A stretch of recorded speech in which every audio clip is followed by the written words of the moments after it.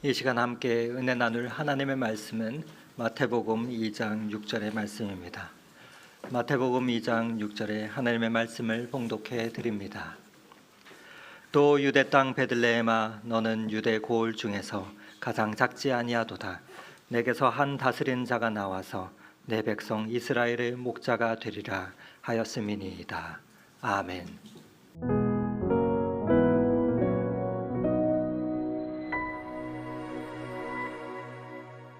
성탄절 2부입니다. 넥타이도 예쁘게 하고 왔습니다. 우리 인사하도록 하겠습니다. 여러분 사랑합니다.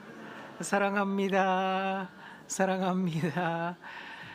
자, 오늘도 어김없이 앞뒤 옆에 계신 분들 바라보며 한번 감탄하도록 하겠습니다. 우와!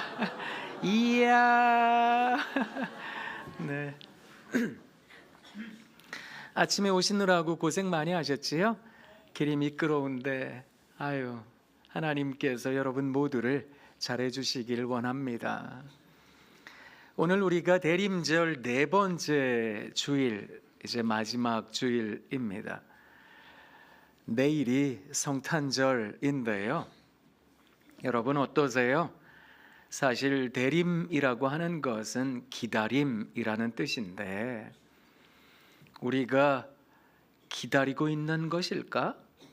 여러분은 어떠세요? 기다리고 계세요? 한번 여쭙고 싶습니다. 아까 기도해 주신 집사님 기도문에 나오듯이 수험생들이 시험 결과를 기다립니다. 아무래도 두근거림이 있겠고 떨림이 있겠고, 이게 어떻게 보면 안 될 수도 있다, 될까?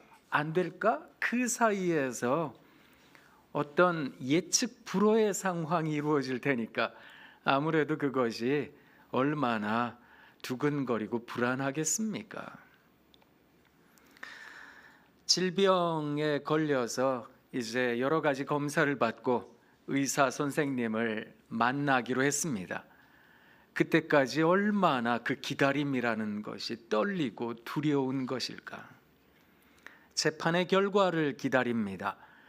야, 이게 재판에 지기라도 하면 큰일 나는데, 그런 생각을 하면 그 기다림이라고 하는 것이 무척 초조해질 겁니다.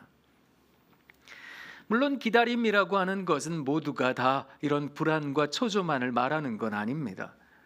내가 원하는 게 이루어질 텐데 거기에 대한 어떤 확실함이 있다면 확고부동한 어떤 그 결과를 기다리는 것이라고 한다면 그 기다림이라고 하는 건 아마 설렘이고 기쁨일 테지요.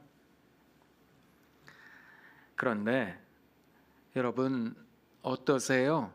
해마다 12월 달 우리가 대림의 기간을 보내고 있는데 이제 내일 성탄절인데 또 성탄절의 주에 전에 나와서 함께 성탄의 기쁨을 나누며 예배드리기도 하실 텐데,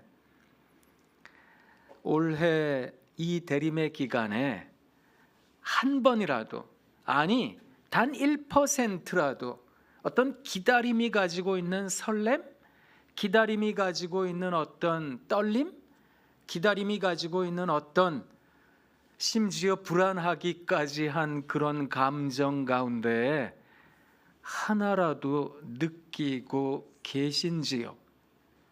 한번 여쭙고 싶은 겁니다. 그냥 12월 달이 되니까 성탄절 다가오는 거 아닙니까? 그냥 대림절이라고 하니까 그거 기독교 절기예요, 그냥. 아니 올해도 또 한 해가 다 갔네. 성탄절 지나고 나면 이제 새해인데 아이고 또 올 한 해도 다 지나갔네. 그 정도세요? 과연 우리는 기다리고 있는 것일까?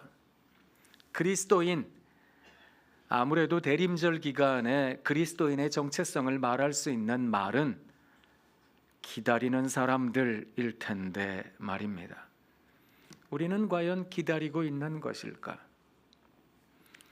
이제 내일 성탄절 예배드리기까지 여러분 함께 고민하면 좋겠습니다. 저도 깊이 고민이 되더라고요. 과연 나는 기다리는 사람인가? 기다리고 있는데 왜 어떤 설렘도, 어떤 불안도, 어떤 스스로에 대한 경각심도 가질 수 없는가? 제 자신에게 묻더라고요. 제가 과연 나는 기다리는 사람인가? 그래서 오늘 하루만이라도 우리가 대림의 기간을 보내며 나는 과연 기다리는 사람인가?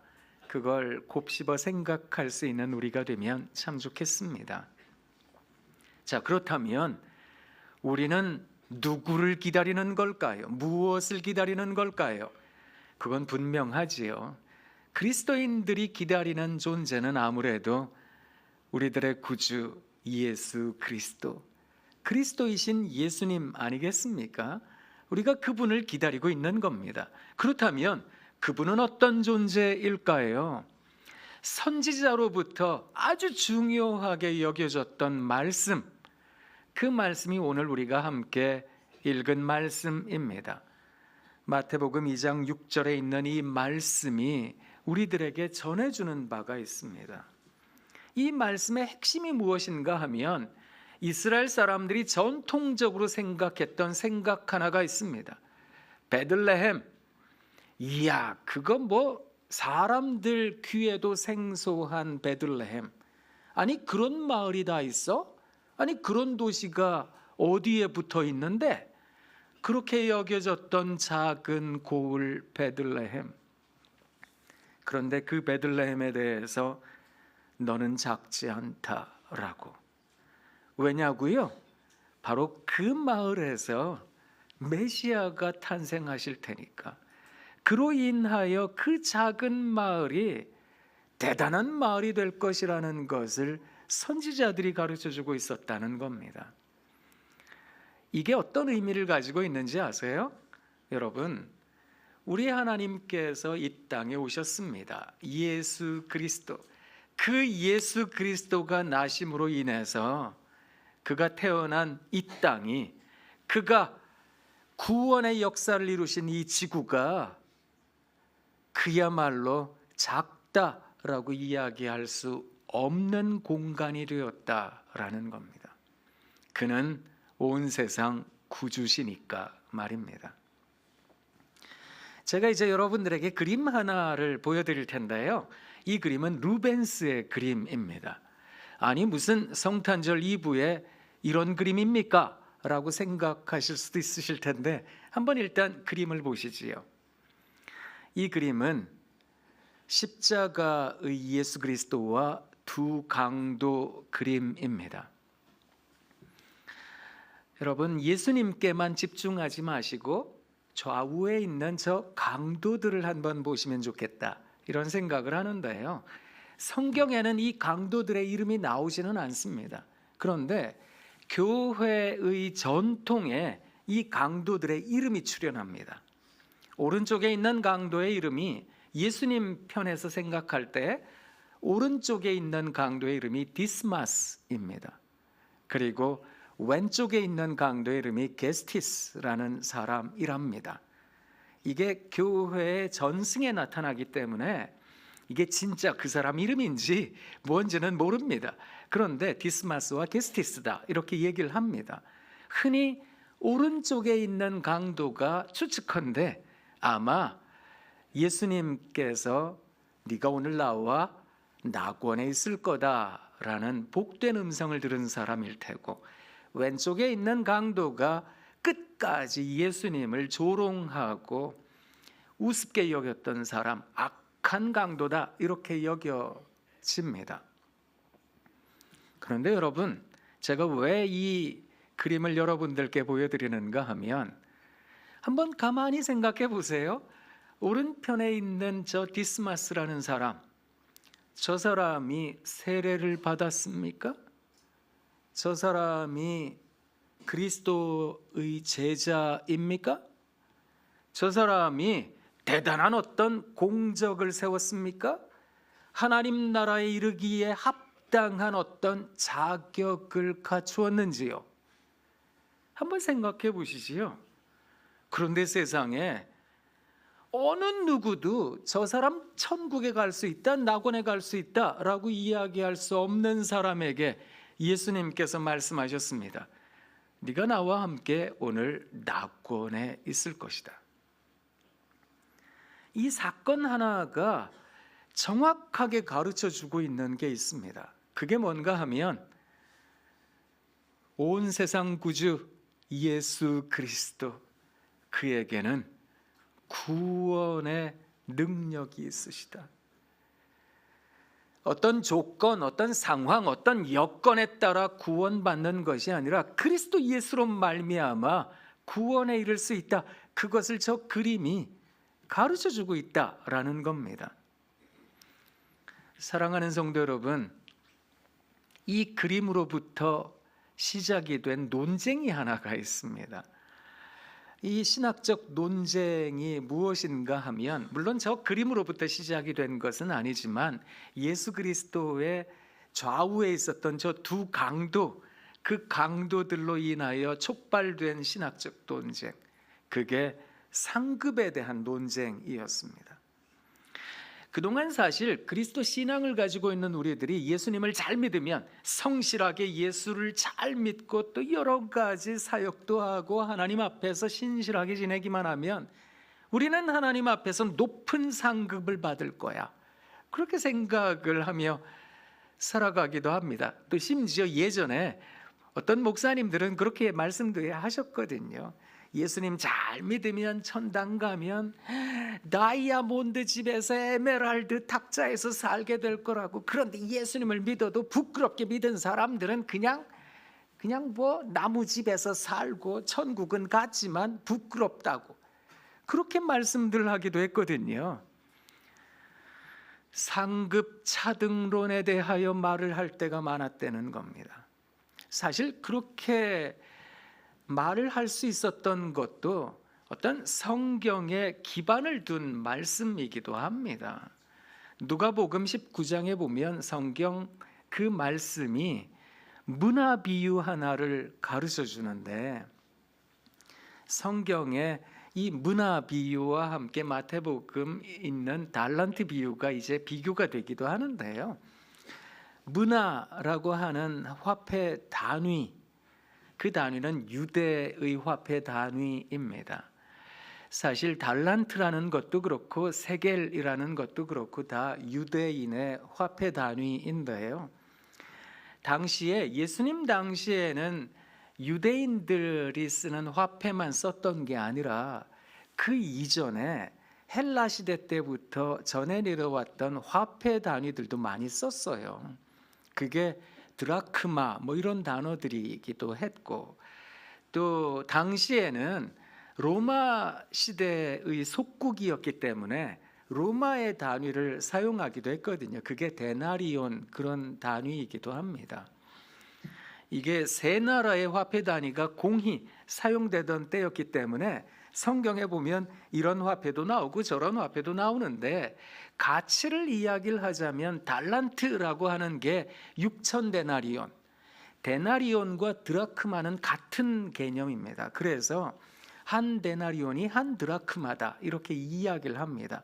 한 사람의, 장정한 사람의 하루 품삯, 이렇게 말을 하는 겁니다. 문화라는 것은 한 달란트의 60분의 1을 뜻하는 화폐 단위인데, 그러다 보니까 100드라크마, 100데나리온 이 정도 된다, 이렇게 얘기를 하는 겁니다. 사실 문화도 꽤나 큰 돈이거든요. 그러니까 장정이 100일 동안 일해야 벌 수 있는 돈이다, 이런 뜻이 되기 때문에 그렇습니다.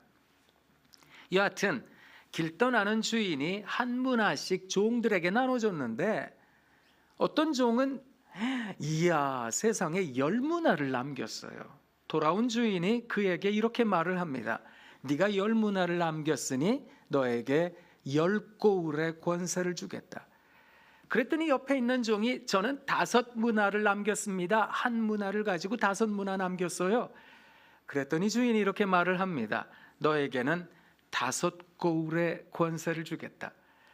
사실 예수님께서 말씀하셨던 모든 비유가 천국을 가리키고 있기 때문에, 천국에 가면 우리가 그만큼 공력을 쌓고 그만큼 노력을 하면 더 좋은 상급, 더 멋진 상급 받게 될 겁니다. 이렇게 이야기를 하게 되었던 겁니다. 그런데 또 다른 사람들이 생겼거든요.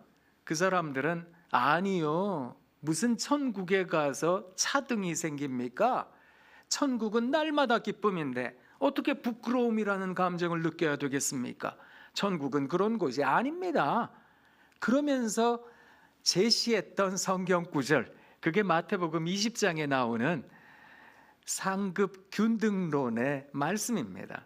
거기 보면 포도원 품꾼들의 비유가 나오는데 아침 9시에 들어간 포도원 품꾼이나 12시에 들어간 포도원 품꾼이나 오후 3시에 들어간 품꾼이나 다 똑같이 한 데나리온을 받았거든요. 그러니 구원에는 차등이 없습니다. 하나님께서 이루시는 구원의 능력에는 나누임이라는 것이 없습니다.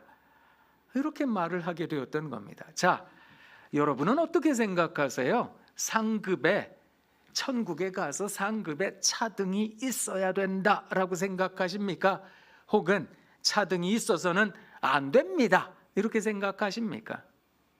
아무래도 차등이 있어야 합니다라는 분들은 그동안 생고생 많이 하신 분들, 예수님 믿으면서 참 어려움 많이 겪으신 분들은 아이고 상급이라도 커야지요, 이렇게 생각들 하실 테고요.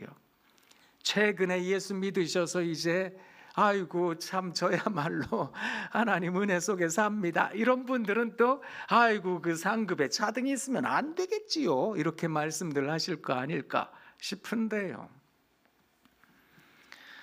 이것일까 저것일까, 거기에 대하여 성 어거스틴과 장 깔뱅이라고 하는 신학자들이 한마디로 일축했습니다.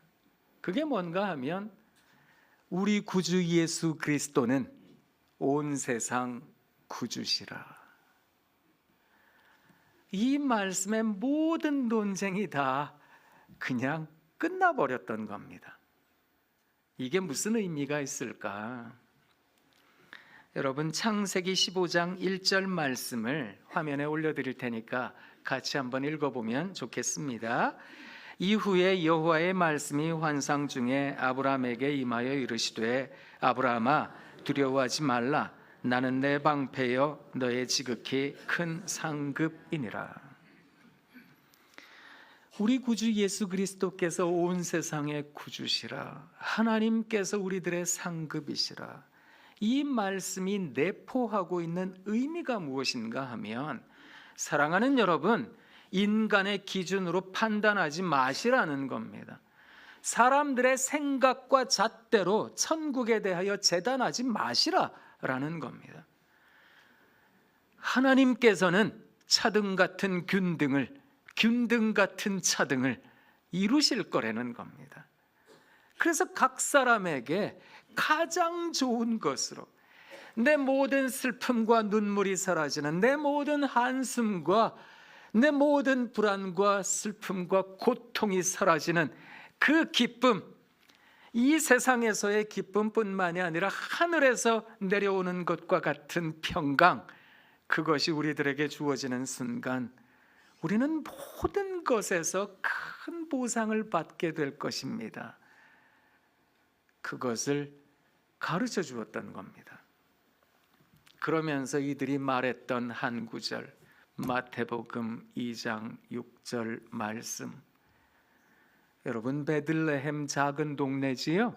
그런데 이 작은 동네에서 세상에 이스라엘을 다스릴 목자가, 온 세상의 구주가 탄생하셨다는 겁니다. 그래서 그 고을이 작지 않다. 아니, 작은데 어떻게 작지 않습니까? 사람들이 그렇게 하소연할지도 모르겠습니다. 따져 물을지도 모르겠습니다. 그런데 그 고을이 작지 않다라고 말할 수 있는 근거는 거기에서 예수 그리스도가 탄생하셨기 때문이라는 겁니다.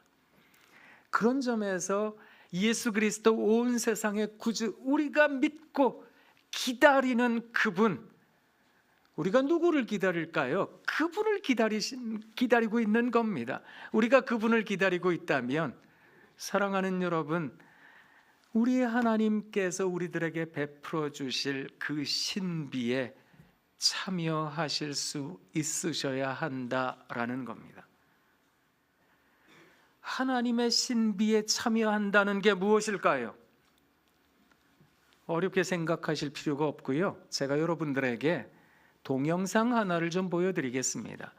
이 동영상은 그 왜 여러 나라에서 다 그 탤런트가 있는 사람들이 나와서 자기의 재능을 뽐내는 그런 쇼가 있는데요. 독일에서 있었던 탤런트 쇼입니다. 그 영상 중에 하나를 보여드릴 텐데, 이 영상에 나타나는 재능을 가진 사람이 자기 재능을 뽐내는데 심사위원들이 하는 평가를 한번 주목해서 보시면 좋겠습니다. 한번 보겠습니다.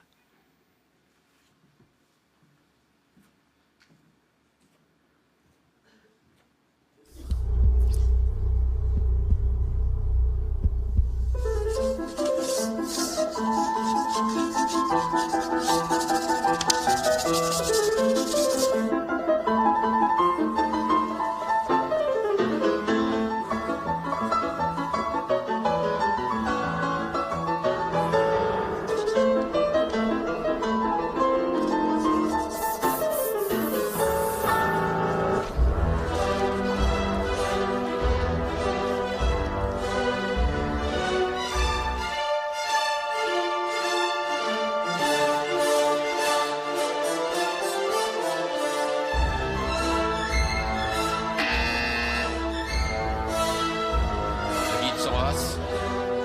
Es gibt noch was. Schöne Doppelhose. Man sieht ja nichts 6 Stunden. Johnny, Ich will selber was nicht, aber Das ist der Sohn. ich will das selber was nicht es so. passiert nichts.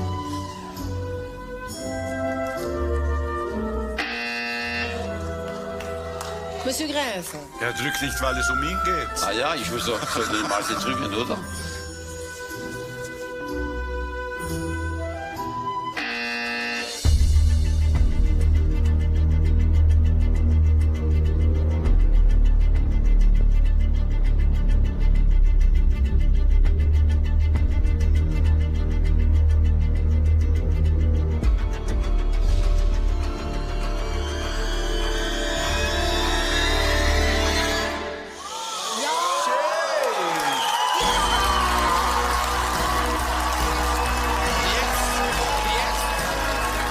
Jetzt stellen wir das nicht blöd da.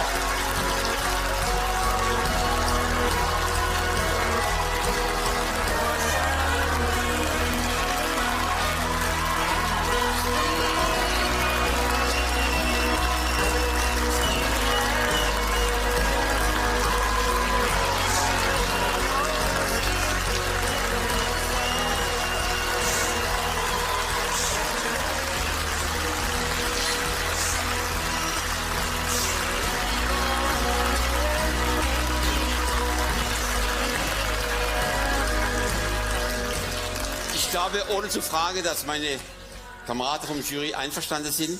Ich möchte mich entschuldigen, dass wir zu früh gedrückt haben, alle 4. Sind wir einverstanden? Okay. Nochmal herzlichen Dank. Gratuliere. 네.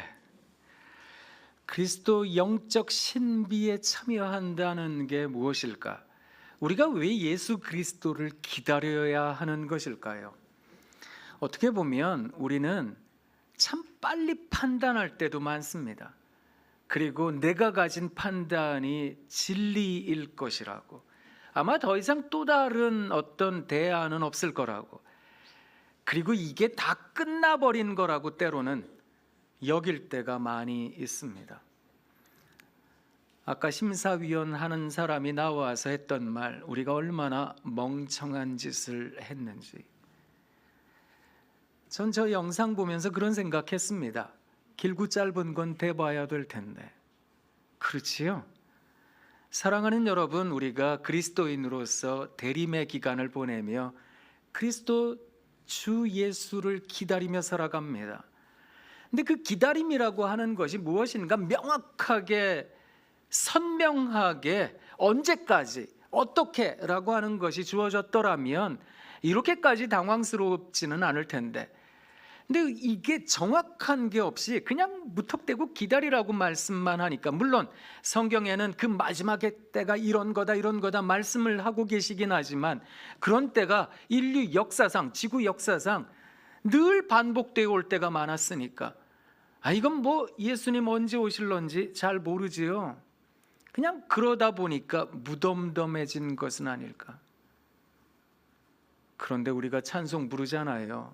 언제 주님 다시 오실런지 아는 이가 없으니 등 밝히고 너는 깨어 있어 주를 기뻐 맞으라.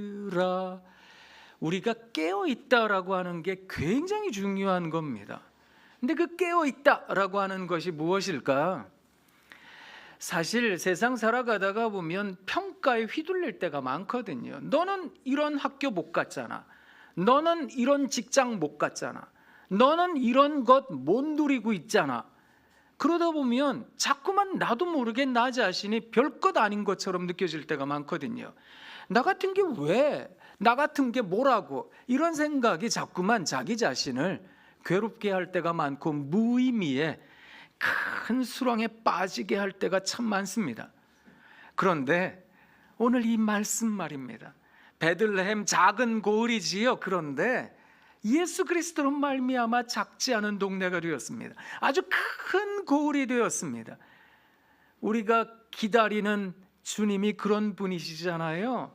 우리가 아무런 공력이 없어도 이것도 못하고 저것도 못하고 이런 규칙도 못 지키고 저런 법칙도 못 지키고, 어떻게 보면 그리스도의 식과 법, 하나님의 식과 법, 그것을 이야기하는 높은 뜻 교회 다니면서도 여전히 우리는 모자란 것이 많은데, 그러나 그럼에도 불구하고 우리 하나님께서 그리 말씀해 주실 거라는 겁니다. 네가 오늘 나와 함께 낙원에 있을 거라고. 그 그리스도의 사랑, 그리스도의 은혜 말입니다. 그 은혜를 받아 누리고 있는 우리들이라고 한다면, 그렇지요, 지금 눈물 나는 인생길 걸어간다 할지라도 또 다른 한 해 또 지나가네, 아무런 것도 못 이뤘는데 또 지나가네, 그렇게 생각 드세요? 마지막에, 그 마지막 순간에 우리 하나님께서 완전한 대변혁을 이루어내실 거라는 겁니다. 그 변혁의 순간 우리는 깨닫게 될 겁니다.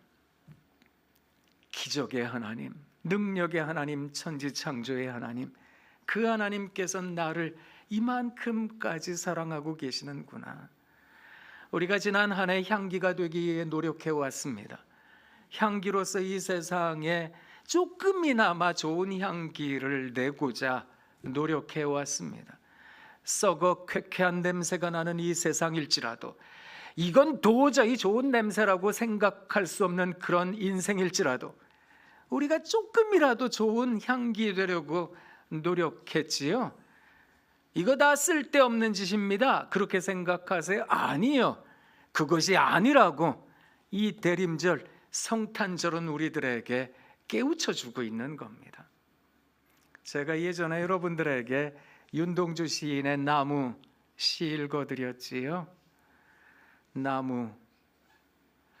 나무가 춤을 추면 바람이 불고, 나무가 잠잠하면 바람도 차오.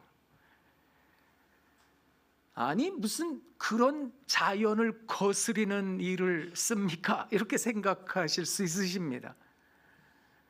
그런데 하나님께서는 여러분을 그렇게 생각하고 계시다라는 겁니다. 여러분이 춤을 추면 세상이 춤을 출 거고요, 여러분이 잠잠하면 세상도 잠들게 될 겁니다. 나라는 존재가 그런 존재임을 다시 한번 깨우쳐 주시는 그 고결한 사건, 그 대단한 능력의 사건, 그 사건을 성탄절, 그것이 가르쳐주고 있는 것입니다. 여러분과 함께 읽을 말씀이 있는데요, 예레미야 5장 1절의 말씀입니다. 같이 읽도록 하겠습니다. 너희는 예루살렘 거리로 빨리 왕래하며 그 넓은 거리에서 찾아보고 알라. 너희가 만일 공의를 행하며 진리를 구하는 자를 한 사람이라도 찾으면 내가 이 성을 사하리라. 여러분이 그런 존재이십니다. 여러분 한 사람이 깨어 있다면, 여러분 한 사람이 하나님 앞에서 정직하다면, 여러분으로 인하여 우리나라가, 이 세상이 온전할 줄 믿습니다. 그것을 가르쳐 주고 있는 겁니다. 우리가 대림절 누구를 기다리나요? 예수 그리스도. 그 예수 그리스도는 아주 작은 것을 큰 거울로, 별것 아닌 인생을 낙원에 이르게 하실 수 있는 분, 그 하나님을 믿는 우리들이라고 한다면 우리도 그런 소망 가져야 되지 않겠습니까? 이 세상이 나더러 너 별거 아니야 라고 이야기를 해도 아니요, 그렇지 않습니다. 우리 주님께서 우리들에게 의미를 부여해 주고 계시는 겁니다. 네가 그토록 귀중한 존재라고. 이 세상 어떤 존재보다 내가 너를 사랑하고 있다고. 우리 하나님께서 그것을 깨우쳐 주고 계시는 겁니다. 오늘 하루 내내 사랑하는 성도 여러분, 나는 과연 기다리고 있나? 그거 생각하시고 내일 우리 다시 만나요.